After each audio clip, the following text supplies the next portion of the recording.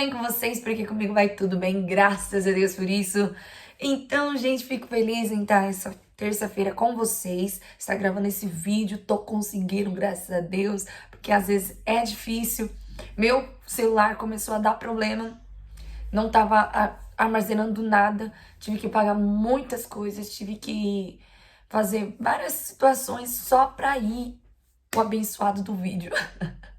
Mas finalmente estou aqui gravando para estar liberando meio-dia para vocês. Eita, Jesus! Mas amém. Por tudo dai graça. E em nome de Jesus as pessoas serão tocadas. Em nome de Jesus eu creio. Então, seja bem-vindo para mais um dia de vídeo. E hoje, como eu já tinha falado, ia falar uma sequência de segunda até sexta. E o de ontem foi explicando sobre o novo convertido, a base que ele tem que ter, que é estar numa igreja, ler a Bíblia, orar e ter ali a comunhão com Cristo e os irmãos. E através disso, você tendo essa comunhão, tendo esse entendimento, você vai crescendo espiritualmente e também melhorando como pessoa. Por quê? Outrora, você vivia de uma outra forma. Agora, automaticamente, você vai vivendo totalmente diferente. Porque quando você conhece a verdade vai te libertando e vai te mostrando erros que você não sabia que era erro. Vai te mostrando erros que você já sabia que era erro e você vai se libertando deles. E a batalha espiritual começa. Vir para Cristo não quer dizer que vai ser um mar de flores. Vir para Cristo é dizer que você vai ter momentos difíceis. Você vai ter vários momentos difíceis. Por quê? Porque a batalha espiritual é o quê? É o inimigo tentando te trazer novamente para ele. Porque outrora, se você não está em Cristo, em quem você está? Isso é polêmico, né? Mas para mim é a verdade que eu vejo. Se você não está em Cristo, você está em quem? Não existe meio termo. Ou é o bem ou é o mal. Ah, mas eu não faço isso, não faço aquilo. Mas você não está firmado em um caminho. Então, você tem que ter uma escolha. E a sua escolha tem que ser uma ou outra. Porque meio termo não existe. Não existe. Ou você está em Cristo, ou você não está em Cristo. E quando você não está alicerçado em Cristo, isso aqui, ó, é falho. Você tem uma descendência pecaminosa. Você foi lavado e remido pelo sangue de Cristo, mas a partir do momento que você aceita Ele e renuncia, aí você vai renunciando os seus pecados, aí você vai renunciando os seus desejos, você vai renunciando automaticamente, porque você quer respeitar quem te criou, quer respeitar quem fala que é o bem para você. Porque a palavra, ela fala muito bem o que você tem que viver, o que você não tem que viver. E aí você começa a falar, não, realmente, se eu andar por esse caminho, eu não vou quebrar tanta cara. Porque você vai tendo um discernimento ainda.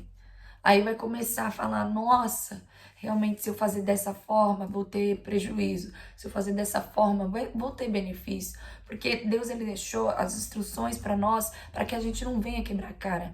Só que o que a gente faz? A gente quebra a cara. Por quê? Porque não lê, porque não procura saber, não procura conhecer. Então, eu convido você a querer conhecer cada vez mais Deus. E como você conhece? Através da leitura, através da oração, através do jejum, através de você querer saber quem é Deus e fazer a vontade dele, sabendo que ele quer o melhor para você mesmo. O melhor para mim, o melhor para você. E querendo ou não, a palavra ela fala, gente. Ela fala, ela é muito viva.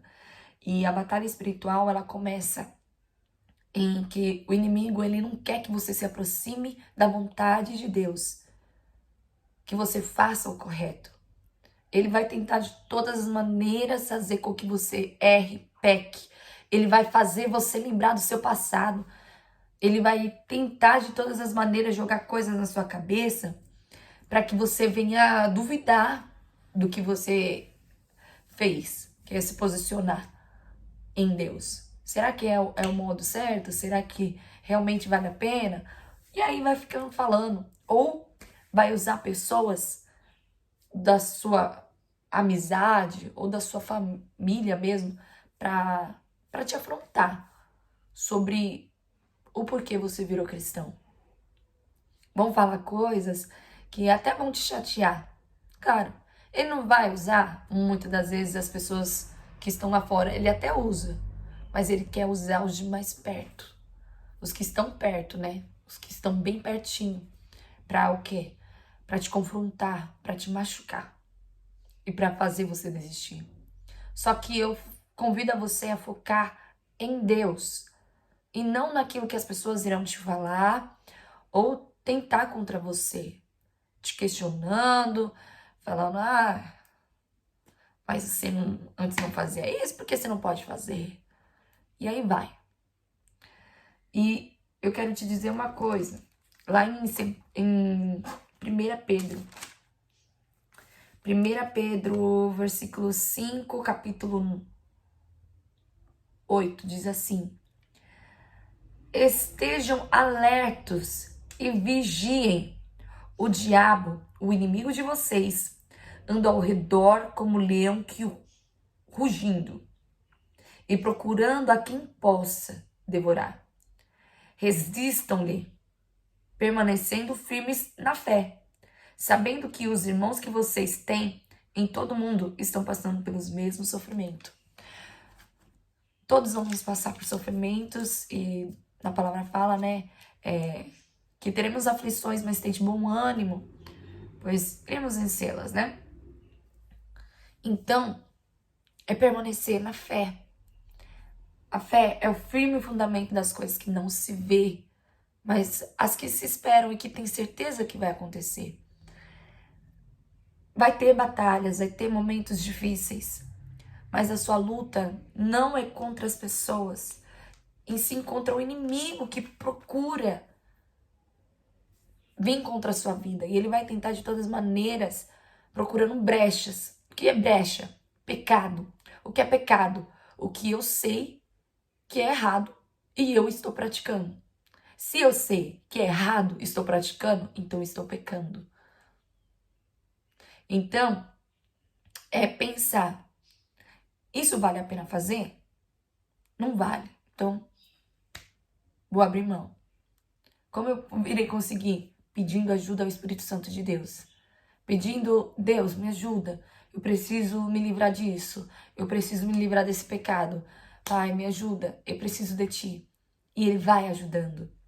Automaticamente, a ajuda do Espírito Santo, o fortalecimento espiritual vem dele. Mas quando você se fortalece em oração, em busca, em orar, em ler a Bíblia, em querer conhecer mais sobre Deus. Porque aí você se reveste. E quando você resiste ao diabo, ele foge de você. Quando você resiste a propostas dele, ele sai o escapulito.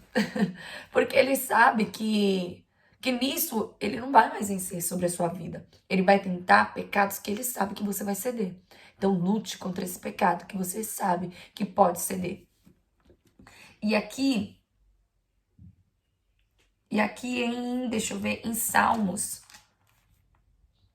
34, fala assim, 34:7. Cadê? O anjo do Senhor é sentinela ao redor daqueles que o temem e os livra. Então, Deus, ele envia os seus anjos para proteger.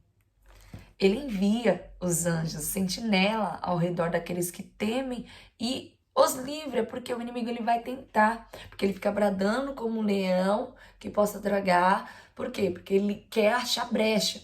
E quando você não dá brecha e você teme ao Senhor, Deus envia os anjos ao seu favor para te proteger, para te guardar. Porque o inimigo, ele não tá para brincadeira. O inimigo, ele é fichinha.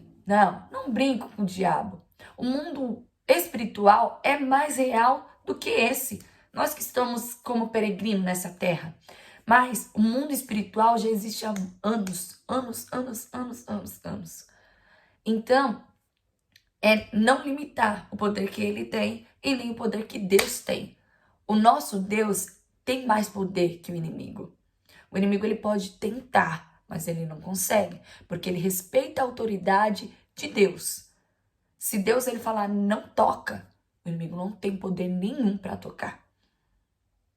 Se Deus ele envia os anjos, é porque é para proteger você.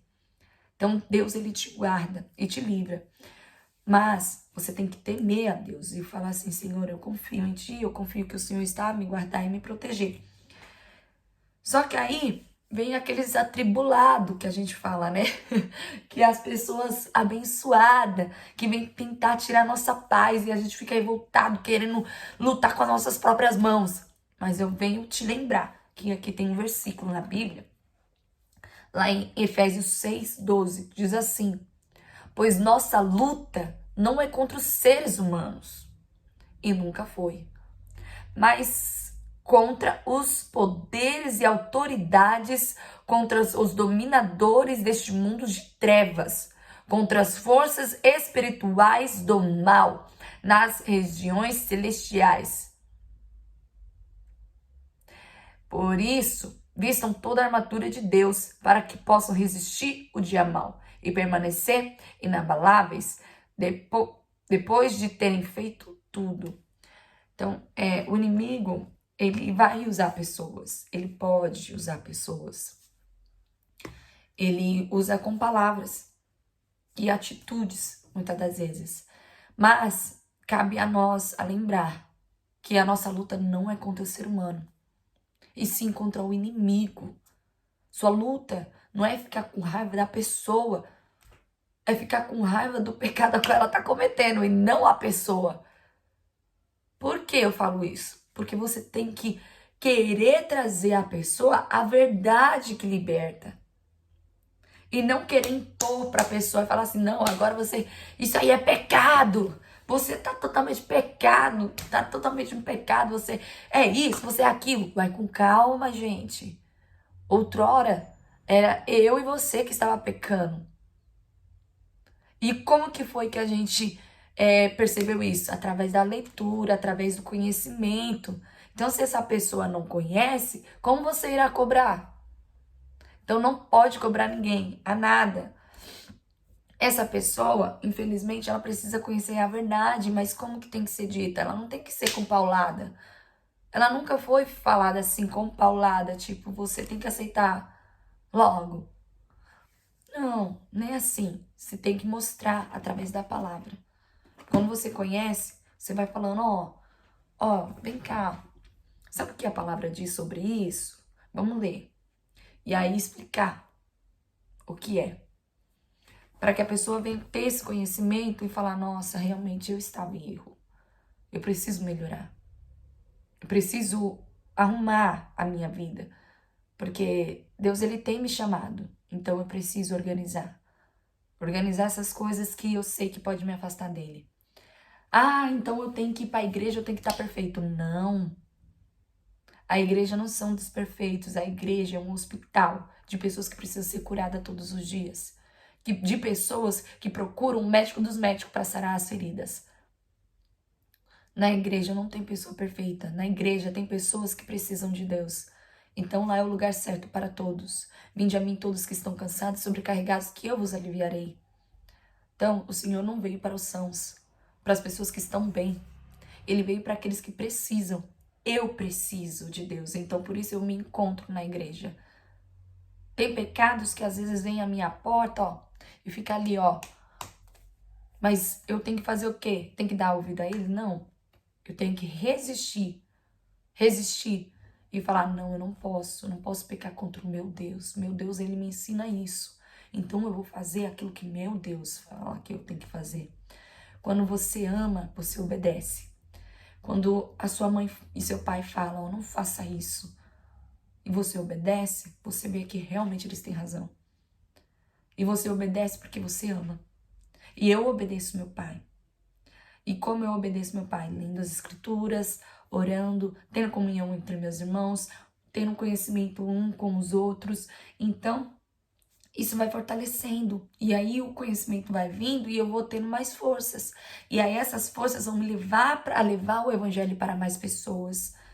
Então, temos que se preparar, temos que nos resistir, porque a batalha espiritual, ela é real.